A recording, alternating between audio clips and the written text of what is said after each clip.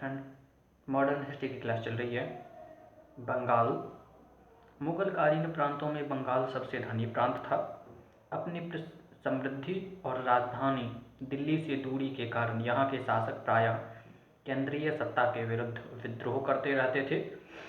अंग्रेजों ने शाह शुजा की अनुमति से 1651 ईसा में बंगाल में अपनी प्रथम कोठी बनाई।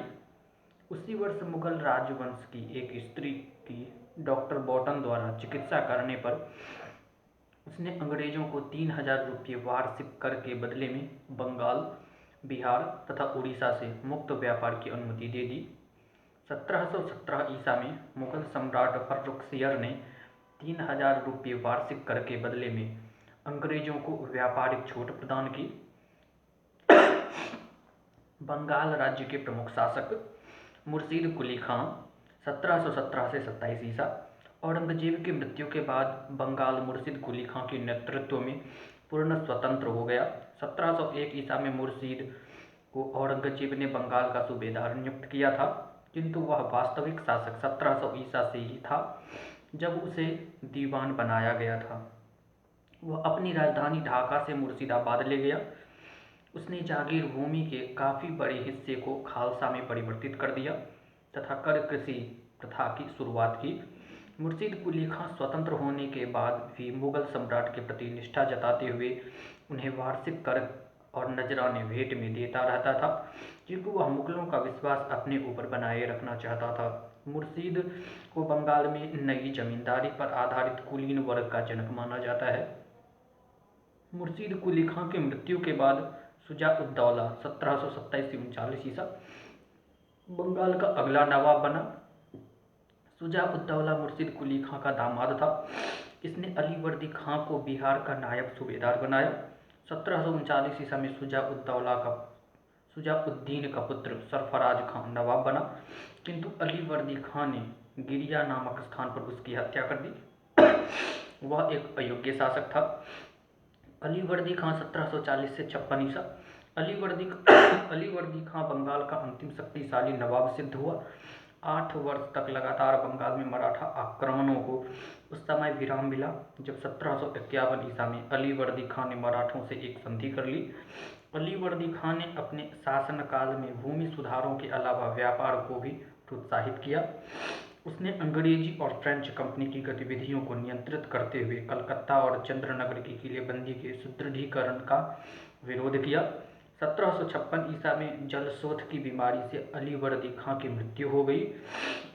अलीवर्दी खां ने यूरोपियनों के बारे में कहा था कि यदि उन्हें छेड़ा न जाए तो वे शहद देंगी और यदि छेड़ा जाए तो काट काट कर मार डालेंगी।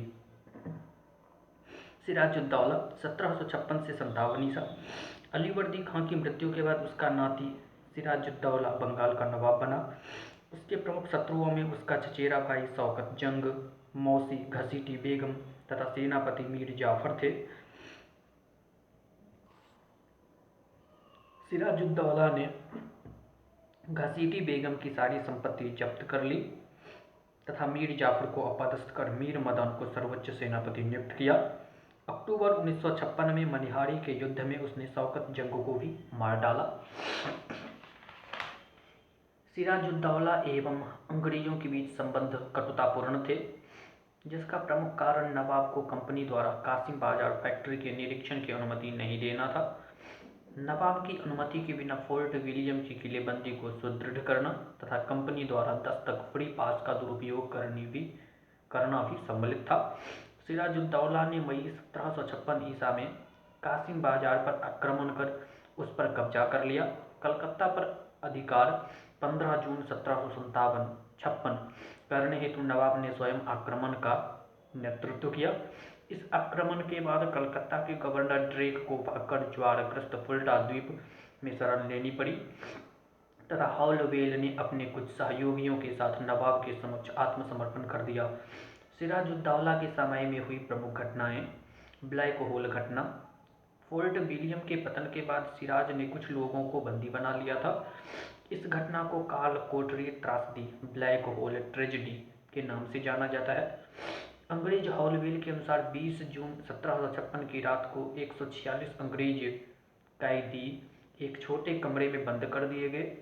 जिनमें सिर्फ 23 जीवित बचे, जिनमें अंग्रेज अधिकारी हॉलवेल भी शामिल थे तथा शेष दम घुटने से मर गए। इतिहास में यह घटना ब्लैक होल घटना के नाम से प्रसिद्ध है। अलीनगर की संधि 9 फरवरी 1757। अंग्रेजों द्वारा कलकत्ता का पुनः अधिकार करने के लिए अक्टूबर 1756 में मद्रास से रॉबर्ट क्लाइव को भेजा गया। इस सैन्य अभियान में एडमिरल वाटसन क्लाइव का सहायक था। क्लाइव के बढ़ते प्रभाव से भयभीत होकर नवाब ने कंपनी के साथ अलीगढ़ की संधि कर ली। अलीगढ़ की संधि बंगाल के नवाब सिराजुद्दौला और क्लाइव के बीच हुई। इस संधि के तहत न केवल कंपनी के छत्राधिकार और विशेषाधिकार पुनः स्थापित हो गए, बल्कि कंपनी को नवाब द्वारा मुआवजा देने की बात कही गई है, जिसका निर्धारण स्वयं नवाब को करना था। इसी संधि के तहत कंपनी को अपने स्थलों को दुर्गीकृत करने एवं सिक्के ढालने की अनुमति प्रदान की गई। प्लासी का युद्ध 23 जून 1757 को अंग्रेजों तथा सिराजुद्दौला के बीच प्लासी का महत्वपूर्ण युद्ध हुआ, जिसमें सिराजुद्दौला मारा गया। नवाब की सेना के वफादार मीर मदन और मोहनलाल भी मैदान में लड़ते हुए मारे गए। प्लासी युद्ध के पूर्व मीर जाफर, राय दुर्लभ, जगत सेठ आदि ने अंग्रेजों के साथ गुप्त संधि कर ली थी।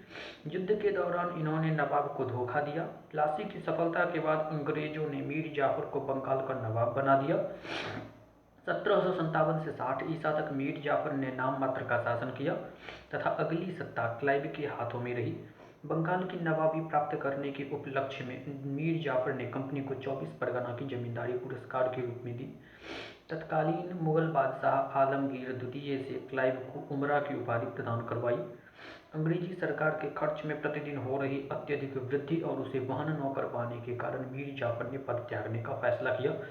27 सितंबर 1760 को वेंसी टार्ट और मीर कासिम के बीच एक गुप्त संधि हुई, जिसके अंतर्गत व्यवस्था थी कि बर्दवान, मिदनापुर और चटगांव की जमींदारी कंपनी को सौंपकर मीर कासिम नायब सूबेदार के रूप में बंगाल की वास्तविक सत्ता का प्रयोग करे।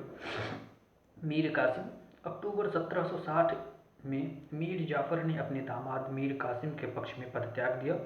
मीर कासिम ने अंग्रेजों को भारी मात्रा में उपहार दिए तथा अंग्रेजों के हस्तक्षेप से बचने के लिए शीघ्र ही अपनी राजधानी को मुर्शिदाबाद से मुंगेर स्थानांतरित किया। मुंगेर में तोपों तथा तोड़ेदार बंदूकों के निर्माण हेतु कारखाने की स्थापना की।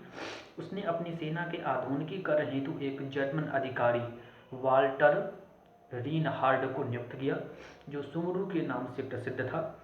इसने अपनी सेना को दुर्गिन खान नामक आर्मेनियाई के नियंत्रण में रखा।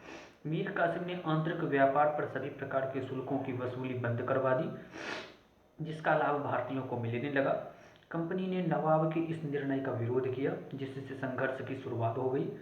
बक्सर के युद्ध के पूर्व अंग्रेजों ने मीर कासिम को करवा का युद्ध 1763, गिरिया का युद्ध 1763 तथा उधौनला के युद्ध 1763 में पराजित किया। बक्सर का युद्ध 22 अक्टूबर 1764। जुलाई 1763 में कंपनी ने मीर जाफर को नवाब घोषित कर मीर कासिम के विरुद्ध युद्ध छेड़ दिया। मीर कासिम अवध के नवाब शुजा-उद-दौला के पास पहुंचा। उस समय वहां मुगल सम्राट शाह आलम द्वितीय भी था। तीनों के मध्य हुए समझौतों के तहत संयुक्त सेना ने पटना के पास बक्सर में सैनिक डेरा डाला। 22 अक्टूबर 1764 को हेक्टर मुनरो के नेतृत्व में अंग्रेजी सेना ने इस संयुक्त सेना को पराजित कर दिया। मीर कासिम दिल्ली की ओर भाग गया और वहीं पर उसकी 1777 ईसा में मृत्यु हो गई। बक्सर के युद्ध के बाद मीर जाफर नवाब बना, जिसकी 1765 ईसा में मृत्यु हो गई। मीर जाफर की मृत्यु के बाद निजामुद्दौला को बंगाल का नवाब बनाया गया। बंगाल की अंतिम नवाब मुबारक उद्दौला था। 1765 ईसा में क्लाइव ने बंगाल में द्वैध शासन व्यवस्था की स्थापना की और वह 1772 ईसा तक चली, जब ईस्ट इंडिया कंपनी ने प्रशासन सीधा अपने हाथों में ले लिया। इलाहाबाद की प्रथम संधि 12 अगस्त 1765। इस संधि पर शाह आलम द्वितीय, निजामुद्दौला एवं क्लाइव ने हस्ताक्षर किए। इस संधि के तहत शाह आलम द्वितीय ने बंगाल, बिहार एवं उड़ीसा की दीवानी कंपनी को दे दी, जबकि मुगल बादशाह को अवध के नवाब से करा और इलाहाबाद के किले लेकर दे दिए गए। कंपनी ने मुगल बादशाह को वार्षिक 64 लाख रुपये देना स्वीकार किया। इलाहाबाद की दूसरी संधि 16 अगस्त 1765। यह संधि अवध के नवाब शुजा उद दौला और क्लाइव के बीच हुई। इस संधि के तहत अवध का राज्य करा और इलाहाबाद को छोड़कर नवाब को वापस मिल गया, जबकि कंपनी की क्षतिपूर्ति के रूप में 50 लाख रुपये तथा चुनार का दुर्ग अवध से प्राप्त हुए। बंगाल में द्वैत शासन। बंगाल में द्वैत शासन की नींव 1765 ईसा में क्लाइव ने रखी। क्लाइव ने अगस्त 1765 में बंगाल, बिहार और उड़ीसा की दीवानी प्राप्त की। इन प्रावधानों में शाह आलम को 26 लाख रुपये प्राप्त होने थे तथा 63 लाख रुपये बंगाल के नवाब को, अर्थात इन दोनों राशियों 26 लाख प्लस 53 लाख को देने के बाद कंपनी को दीवानी और निजामत के अधिकार प्राप्त हो गए। क्लाइव ने दोहरी व्यवस्था के अंतर्गत प्रशासन, राजस्व वसूली तथा दीवानी न्याय अपने पास रखे तथा आंतरिक शांति व्यवस्था, फौजदारी न्याय एवं अन्य समस्त प्रशासनिक दायित्व नवाब पर छोड़ दिए। अर्थात क्लाइव ने प्रशासन का अधिकार तो ले लिया लेकिन उत्तरदायित्व स्वीकार नहीं किया। इसी को द्वैत शासन कहते हैं। द्वैत शासन का जनक लियो कार्टिस को माना जाता है। भारत में यूरोपीय कंपनियों का आगमन। भारत में यूरोपीय कंपनियों के आगमन का प्रारंभिक उद्देश्य व्यापार के द्वारा लाभ प्राप्त करना था। इन कंपनियों के बीच आर्थिक वर्चस्व को लेकर संघर्ष प्रारंभ हुए, जिसने बाद में राजनीतिक संघर्ष का रूप ले लिया। इन संघर्षों में अंततः ईस्ट इंडिया कंपनी की विजय हुई, जिसने लगभग 200 वर्षों तक भारत में शासन किया। कंपनियों का गठन। मध्यकाल में भारत तथा यूरोप के बीच व्यापारिक संबंध थे। यह व्यापार मुख्यतः भारत के पश्चिमी समुद्र तट से लाल सागर और पश्चिमी एशिया के माध्यम से होता था। यह व्यापार मुख्यतः मसालों तथा अन्य कीमती वस्तुओं के व्यापार से जुड़ा था। मसालों की आवश्यकता यूरोप में ठंड के दिनों में मांस को सुरक्षित रखने और उसकी उपयोगिता को बढ़ाने के लिए पड़ती थी। मसालों की इन्हीं उपयोगिता को देखते हुए भारत तथा दक्षिण पूर्व एशिया के अन्य देशों के साथ संगठित व्यापार के लिए यूरोप के विभिन्न देशों में व्यापारिक कंपनियों की स्थापना की गई। भारत आने वाले यूरोपीय कंपनियों में सर्वप्रथम पुर्तगाली थे। भारत में यूरोपीय कंपनियों के आने का क्रम पुर्तगीज, डच, अंग्रेज, डेनिश और फ्रांस हैं। अंग्रेज डचों के बाद आए थे, यद्यपि उनकी ईस्ट इंडिया कंपनी की स्थापना डच ईस्ट इंडिया कंपनी से पहले हो चुकी थी। प्रमुख यूरोपीय कंपनियां। पुर्तगाली ईस्ट इंडिया कंपनी, एस्तादो द इंडिया, स्थापना 1498 ईसा। अंग्रेजी East India company, the governor and company of merchants of London trading into the East Indies, 1600 ईसा। डच ईस्ट इंडिया कंपनी, वेरिंगिडे ओस्ट इंडिसे कंपनी, 1602 ईसा, स्थापना। डेनिश ईस्ट इंडिया कंपनी, 1616 ईसा। फ्रांसीसी ईस्ट इंडिया कंपनी, कंपनी देश इंडेस ओरिएंटलेस, स्थापना 1664 ईसा। पुर्तगीज। पुर्तगालियों और स्पेन वासियों ने भौगोलिक मार्गों की खोजों का युग आरंभ किया। 1794 ईसा में 1494 ईसा में स्पेन के निवासी कोलंबस ने भारत पहुंचने का मार्ग ढूंढते हुए अमेरिका को खोज निकाला। 1498 ईसा में प्रथम पुर्तगीज तथा यूरोपीय यात्री वास्को डी गामा 90 दिन की समुद्री यात्रा के बाद अब्दुल मनीक नामक गुजराती पथ प्रदर्शक की सहायता से कालीकट, भारत के समुद्र तट पर उतरा। कालीकट के समुद्र तटों पर व्यापार कर रहे अरब के व्यापारियों ने वास्को डी गामा का विरोध किया, किंतु कालीकट के हिंदू राजा ने, जिनकी पैतृक उपाधि जमोरिन थी, ने उसका हार्दिक स्वागत किया और उसे मसाले एवं जड़ी बूटियां इत्यादि ले जाने की आज्ञा प्रदान की। वास्को डी गामा को इस माल से यात्रा व्यय निकालने के बाद भी 60 गुना लाभ प्राप्त हुआ। 1500 ईसा में पेड्रो अल्ब्रेज कैब्राल के नेतृत्व में द्वितीय पुर्तगाली अभियान कालीकट पहुंचा। 1502 ईसा में वास्को डी गामा दूसरी बार भारत आया। 1503 ईसा में पुर्तगालियों ने कोचीन में पहली फैक्ट्री बनाई। पुर्तगालियों के दो प्रमुख उद्देश्य थे, अरबों और वेनिस के व्यापारियों का भारत से प्रभाव समाप्त करना तथा ईसाई धर्म का प्रचार करना। 1505 ईसा में फ्रांसिस्को डी अल्मीडा को प्रथम पुर्तगाली वायसराय बनाकर भारत भेजा गया। फ्रांसिस्को डी अल्मीडा 1505 से 9 ईसा। भारत में प्रथम पुर्तगाली वायसराय के रूप में फ्रांसिस्को डी अल्मीडा का आगमन हुआ। इसको पुर्तगाली सरकार द्वारा यह निर्देश दिया गया था कि वह भारत में ऐसे पुर्तगाली दुर्ग बनाए जिसका लक्ष्य सुरक्षा न होकर हिंद महासागर के व्यापार पर पुर्तगाली नियंत्रण स्थापित करना हो। उसकी यह नीति ब्लू वाटर पॉलिसी अथवा शांत जल की नीति कहलाई। अल्मीडा ने टर्की, गुजरात तथा मिस्र की संयुक्त सेना को पराजित कर द्वीप पर अधिकार कर लिया। द्वीप पर अधिकार करने के बाद पुर्तगाली हिंद महासागर में सबसे शक्तिशाली हो गए। अल्फांसो डी अल्बुकर्क 1509 से 15 ईसा। अल्फांसो डी अल्बुकर्क 1503 ईसा में स्क्वाड्रन कमांडर के रूप में भारत आया था। 1509 ईसा में इसे भारत में वाइसराय नियुक्त कर दिया गया। इसे भारत में पुर्तगीज शक्ति का वास्तविक संस्थापक माना जाता है। उसने 1510 ईसा में बीजापुर के शासक से गोवा छीन लिया, जिसे कालांतर में भारत में पुर्तगीज व्यापारिक केंद्रों की राजधानी बनाया गया। उसने 1515 ईसा में दक्षिण पूर्वी एशिया की व्यापारिक मंडी मलक्का और हुरमुज पर अधिकार कर लिया तथा अपनी सेना में भारतीयों की भी भर्ती की। उसने पुर्तगालियों को भारतीय महिलाओं से विवाह करने को प्रोत्साहित किया तथा सती प्रथा पर रोक लगा दी। 1515 ईसा में उसकी मृत्यु हो गई। नीनो डी कुन्हा 1529 से 38 ईसा। अल्बुकर्क के बाद नीनो डी कुन्हा प्रमुख पुर्तगाली गवर्नर था। 1530 ईसा में इसने कोचीन की जगह गोवा को अपनी राजधानी बनाया। नीनो डी कुन्हा ने सैन थोमा, मद्रास, हुगली, बंगाल तथा दीव काठियावाड़ में पुर्तगीज बस्तियों की स्थापना की। नीनो डी कुन्हा के बाद क्रमशः Joao de Castro, Martin Alfonso D'Souza governor बने। प्रसिद्ध डेसुइट बने संत फ्रांसिस्को जेवियर डिसूजा के साथ भारत आया था। अल्बुकर्क के उत्तराधिकारी पश्चिमी तट पर स्थित दमन तथा पुदुचेरी पर कब्जा करने वाले प्रथम पुर्तगीज थे। सालसेट, चौल, बम्बई, मुंबई और मद्रास के निकट थोम तथा बंगाल में हुगली में बस्तियां बसाई। 1661 ईसा में इंग्लैंड के राजा चार्ल्स द्वितीय का विवाह पुर्तगाल के राजा की बहन के साथ हुआ तथा चार्ल्स द्वितीय को दहेज के रूप में बम्बई प्राप्त हुआ। पुर्तगालियों द्वारा अपने प्रभुत्व के अधीन सामुद्रिक मार्गों पर सुरक्षा कर वसूल करने को कार्ज परमिट व्यवस्था कहा जाता था। पुर्तगाल अधिग्रहित क्षेत्रों में व्यापार के लिए अकबर को भी कार्ज प्राप्त करना पड़ा था। पुर्तगाली अपने को सागर स्वामी कहते थे। पुर्तगाली मालाबार और कोंकण से सर्वाधिक काली मिर्च का निर्यात करते थे। पुर्तगालियों के भारत में आगमन के साथ आधुनिक जहाज निर्माण, तंबाकू की खेती तथा प्रिंटिंग प्रेस की शुरुआत हुई। भारत में प्रथम प्रिंटिंग प्रेस की स्थापना 1556 ईसा में गोवा में हुई।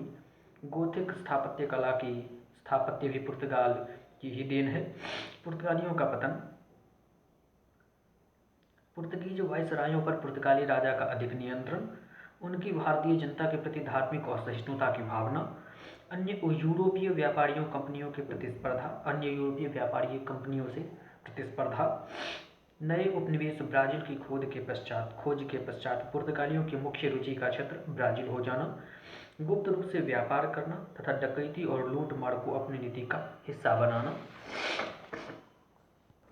डच। 1556 ईसा में भारत में आने वाला प्रथम डच नागरिक कार्नेलियस हॉटमैन था। 1602 ईसा में डच संसद के एक आदेश द्वारा डच ईस्ट इंडिया कंपनी की स्थापना हुई। इस कंपनी को 21 वर्षों के लिए डच संसद द्वारा भारत और पूर्व के देशों के साथ व्यापार करने, आक्रमण और विजय प्राप्त करने के संबंध में अधिकार प्राप्त हुआ।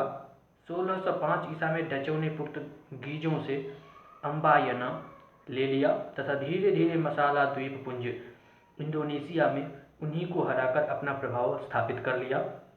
डचों ने 1605 ईसा में मसूलीपट्टनम में प्रथम डच कारखाने की स्थापना की।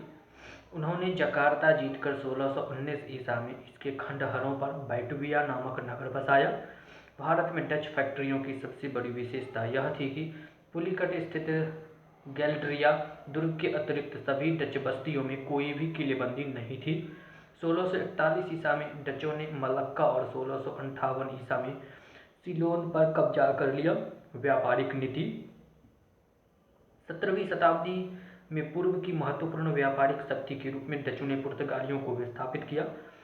1690 ईसा तक उनका प्रमुख केंद्र पुलिकट था, बाद में नागपट्टनम हो गया। डचों द्वारा भारत से नील, सोरा और सूती वस्त्र का निर्यात किया जाता था। ये कपड़े कोरोमंडल तट, बंगाल और गुजरात से निर्यात किए जाते थे। भारत से भारतीय वस्त्र को निर्यात की वस्तु बनाने का श्रेय डचों को जाता है। डचों ने बंगाल में प्रथम डच फैक्ट्री पिपली में स्थापित की थी, परंतु शीघ्र ही पिपली की जगह बालासोर ने ले ली। डचों की व्यापारिक व्यवस्था सहकारिता पर आधारित थी। इस व्यवस्था का उल्लेख 1722 ईसा के दस्तावेज में किया गया है, जिसमें नागपट्टनम के डच गवर्नर और 6 तेलुगु व्यापारियों के बीच समझौते के विषय में लिखा गया है। डचों ने पुलिकट में अपने स्वर्ण निर्माण पैगोडा सिक्के का प्रचलन करवाया। 1759 ईसा में अंग्रेजों और डचों के बीच लड़े गए बेदारा के युद्ध में अंग्रेजों ने नौसेना की सर्वश्रेष्ठता को सिद्ध करते हुए डचों को भारतीय व्यापार से अलग कर दिया। भारत में डचों की असफलता के प्रमुख कारण उनका सरकार के सीधे नियंत्रण में होना, कंपनी के भ्रष्ट एवं अयोग्य पदाधिकारी और कर्मचारी थे। भारतीय वस्त्रों के यूरोप में निर्यात का इतना प्रभाव हुआ कि इंग्लैंड आगे चलकर वस्त्रों उद्योग का महत्वपूर्ण केंद्र बन गया। डचों द्वारा स्थापित कारखाने पुलिकट 1610 ईसा, सूरत 1616 ईसा, विमलीपत्तनम 1641 ईसा, करिकाल 1645 ईसा, चिनसुरा 1653 ईसा, बालासोर नागपट्टनम 1658 ईसा, कोचीन 1663 ईसा।